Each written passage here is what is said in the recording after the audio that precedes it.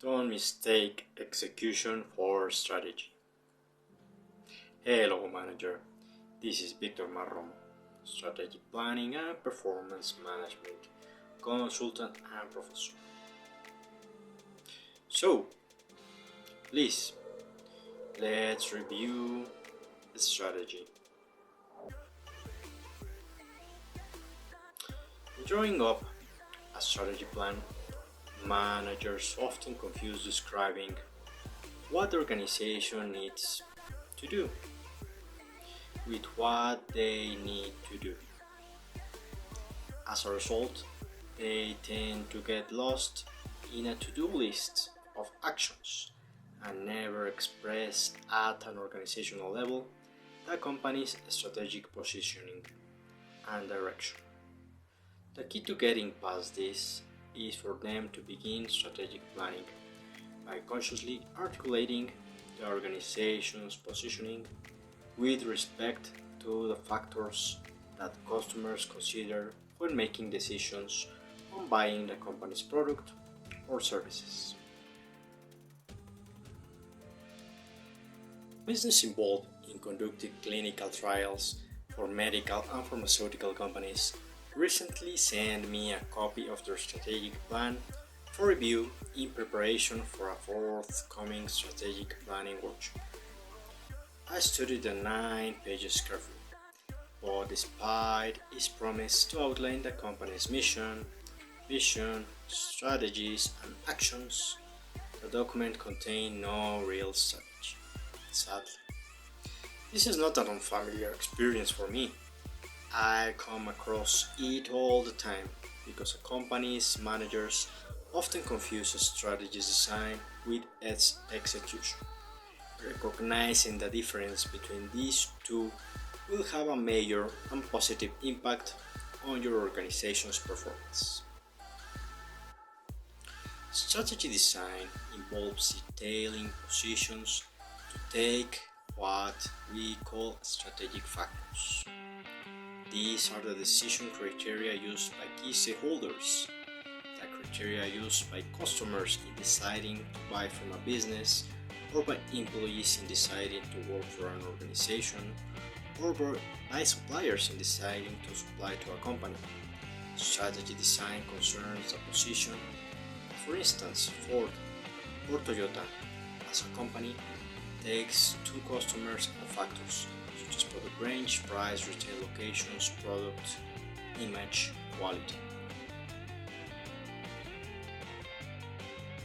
Positioning can be quite subtle and can equate to the different brands of a business.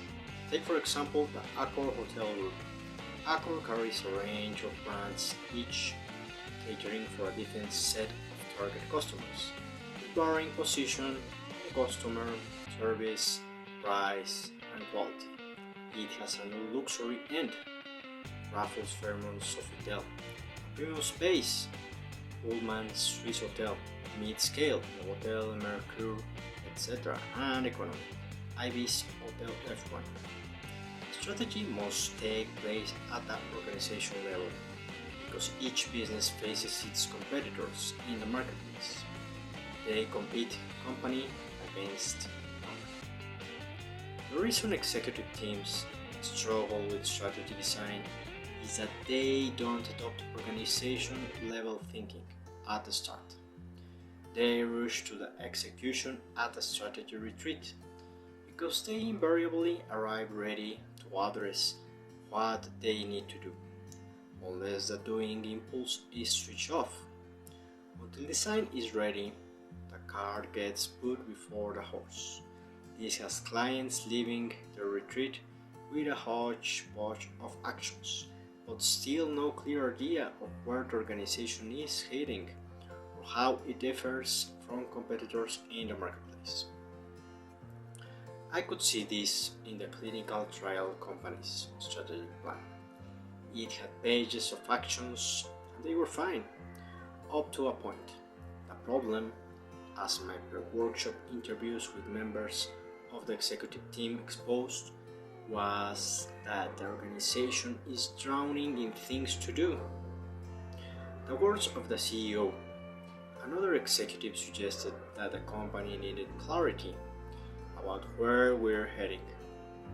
Yet another proposed that we need a bigger picture around the strategic stuff, adding that we get sucked into micro measurement and micromanagement.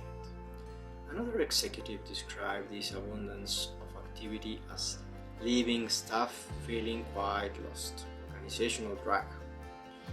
What the planned workshop had to achieve was clarity on the company's positioning on the strategic factors for its key stakeholders and a stripping away of non-essential actions, leaving only those with clearly drawn dispositions.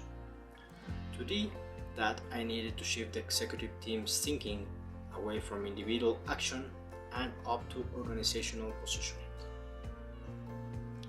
What we concluded at this workshop was that there were two fundamentals that would drive the business success over its rivals: lower prices and superior client service. The CEO described the company's larger competitors as very expensive. As work was won from clients on a tender basis, price would be positioned case by case. Where the company stood on service could be stated overall. If the executive team's thinking to the strategy design level, I employ a technique which I used in the past to yield dividends. I asked, as an organization, what is your position on client service? The wording and emphasis are deliberately chosen to shift thinking away from individual action. The team crafted a following response: a service tailored to each client's specific needs, involving a unique combination of clinical planning with avoidance of regulatory hurdles to streamline the product approval process. Reduced lead times through the approval process allow clients to commercialize their products sooner, giving them a first mover advantage in their markets and delivering income flows from their products too much earlier. Lower prices and better service can be a killer combination, and this has proven to be the case. It has given the company a significant competitive edge over its rivals. From a base relatively small compared to its larger competitors, the CEO reports a 28% year-on-year sales growth for the last 3 years. In preparation for your next strategy retreat, recognize that underpinning the essential difference between strategy, design, and execution is level of analysis. While most participants may be unaware of it, it is one of the most important and useful concepts in social science. Strategy design operates at the organization level. Strategy execution operates at the individual level. If you don't make this distinction, you'll be committing the error I've seen in many organizations and clients. You'll mistake individual action for strategy, and that can be disastrous for your overall results and strategy. Said this, my fellow manager, keep in mind the importance of strategic planning, thinking in an organizational level, not an individual level. So, thank you.